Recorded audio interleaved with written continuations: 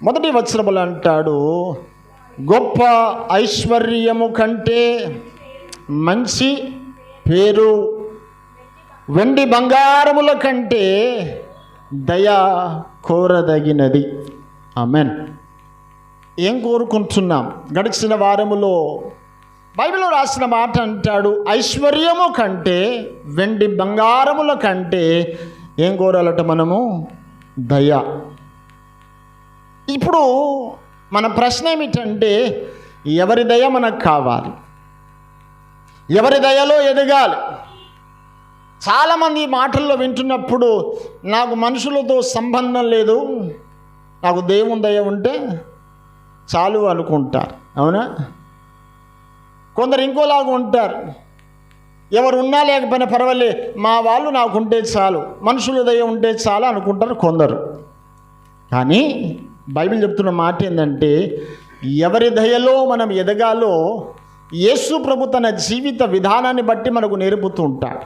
లూకాసు వార్త గ్రంథం తీద్దాం ఒకసారి. లూకాసు వార్త గ్రంథము 2వ అధ్యాయ భాగము 52వ వచనము రాసినప్పుడు అంటాడు, యేసు, అందరూ చదవండి ఒకసారి, బైబిల్స్ ఉన్న వాళ్ళందరూ. యేసు జ్ఞానమందును, చదవండి, వయస్సు యందును, దేవుని దయయందును, మనుషుల దయయందును వర్ధిల్లుచుండెను. ఆమెన్. హల్లెలూయా. చేతుల పైకి ఒకసారి గట్టిగా హల్లెలూయా, హల్లెలూయా. ఏందంట?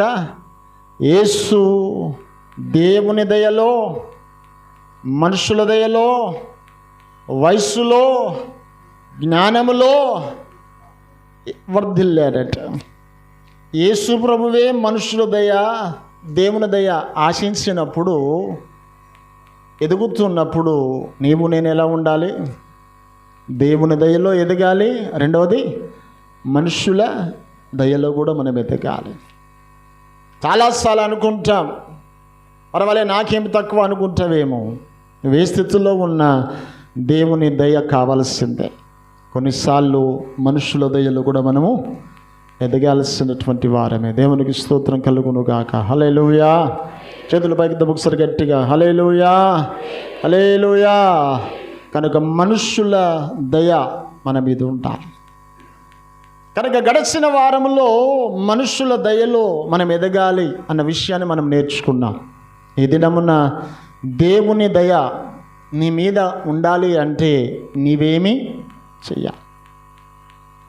ఒక చిన్న ప్రశ్న వేస్తాను. అదేంటంటే, ఎంతమంది నమ్ముతున్నారు నిజంగా దేవుని దయ నా మీద ఉందని? నమ్మడం కంటే ముఖ్యంగా ఇంకొక ప్రశ్న వేస్తాను, అసలు దేవుని దయ పొందడానికి అర్హత ఉందా? Are you eligible? ఒక ఉద్యోగానికి వెళ్ళాలంటే అర్హత కావాలి కదా, అవునా కదా? కీర్తనా గ్రంథములో 15వ అధ్యాయ భాగములో రాసినప్పుడు, అయ్యా నీ గుడారములో అతిథిగా ఉండదగిన వాడెవడు? నీ పరిశుద్ధ పర్వతము మీద నివసింపదగిన వాడు ఎవడు అంటాడు. అంటే నీ గుడారములో నివసింపదగిన వాడు ఎవడు అని ప్రశ్న. అవునా? నేను ఒకసారి మాట చదువు. ఒకసారి 15వ అధ్యాయ భాగము 1వ చదివిడ, యెహోవా నీ గుడారములో అతిథిగా ఉండదగిన వాడెవడు? పరిశుద్ధ పర్వతము మీద నివసింపదగిన వాడు. ఈ ప్రశ్నకు అర్థమైందంటే ఎవరు? అందరూ ఉన్నారు అక్కడ. అందరిని ఉద్దేశించి అడుగుతున్న ప్రశ్న ఏంటంటే, ఎవరు యోగ్యులు? ఆ పరిశుద్ధ పర్వతము మీద నివసింపడానికి ఎవరు యోగ్యులు? కొన్నిసార్లు మనం ప్రశ్న వేసుకోము, అదే ప్రాబ్లం కదా. కొన్నిసార్లు మనకు మనమే ప్రశ్న వేసుకోవాలి, అవునా కదా? ఒకసారి నేను అనుకుంటాను, యేసుప్రభు శిష్యులకి ఒక ప్రశ్న, డౌట్ వచ్చింది. అయ్యా, ఆ పరలోక రాజ్యంలో ఎవరు గొప్పవారు అని ప్రశ్న వేసుకున్నారు. అంతేనా? ఎవరిని అడిగారు ఈ ప్రశ్న? స్వయంగా యేసుని అడిగారు, అయ్యా నీ రాజ్యములో ఎవరు గొప్పవారు అని. అంటే ఆలోచన ఏంటంటే ఆ రాజ్యంలో గొప్పవారుగా ఉండాలని ఆలోచన ఉంది. కానీ ఒక ప్రశ్న, అనుమానం వచ్చింది. 12 మంది శిష్యులు ఉన్నాం ఇక్కడ. ఇందులో ఎవరు యోగ్యులు? ఇందులో ఎవరు అర్హులు?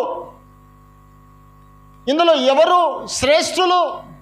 ఆ రాజ్యములో, ఆ పట్టణములో నీతో పాటు మేము ఉండబోతున్నాము కదా, నమ్మకం ఉంది. కానీ అందులో ఎవరు గొప్పవారు కదా?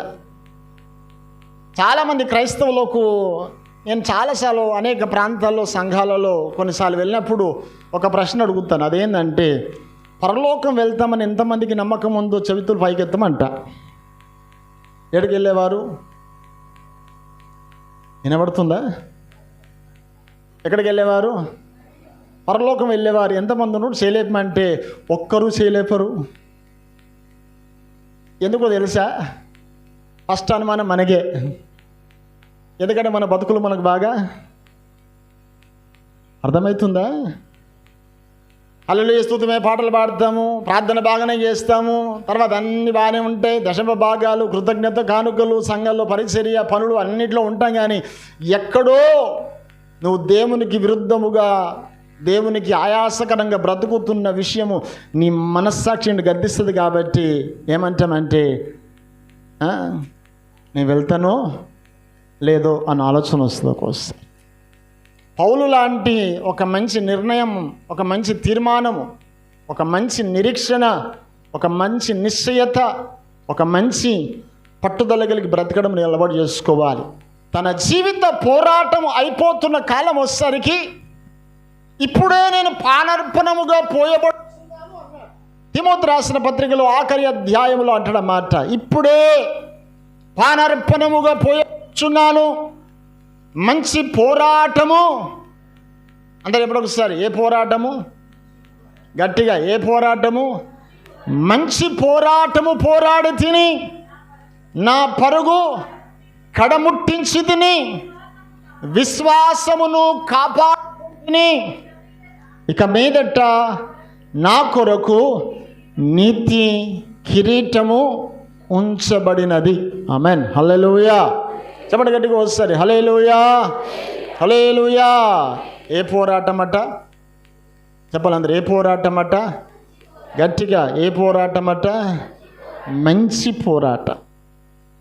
కొన్నిసార్లు మన పోరాటాల్లో మంచి పోరాటం ఉండదు కదా, మంచి సాక్ష్యాలు ఉండవు, మంచి విశ్వాసం ఉండదు. అందుకే ఆ మాట రాసినప్పుడు విశ్వాసమును కూడా కాపాడుకుంటుని నా కొరకు ఏముందట? నీతి కిరీటము ఉంచబడినది అంటాడు అక్కడ కదా. నీ పోరాటములో మంచి పోరాటము పోరాడి నీ పరుగు కడముట్టించేంత వరకు విశ్వాసమును కాపాడుకోవడము అలవాటు చేసుకోవాలి. అందుకే అంటున్నారు, యేసు అట్ట మనుషుల దయలో, దేవుని దయలో వర్ధిల్లుచున్నాడు, ఎదుగుచున్నాడట. గడిచిన వారములో ధ్యానము చేశాం, మనుష్యుల దయలో ఎదుగుతున్నాం మనం. ఈరోజు అడుగుతున్న ప్రశ్న ఏంటంటే, దేవుడు నిజంగానే దయా దాక్షిణ్య పూర్ణుడు అని బైబిల్లో కదా. ఆ నిజంగానే దయగలవాడు. కీర్తన గ్రంథము 103వ అధ్యాయ భాగంలో రాసినప్పుడు అంటాడు చక్కని మాట.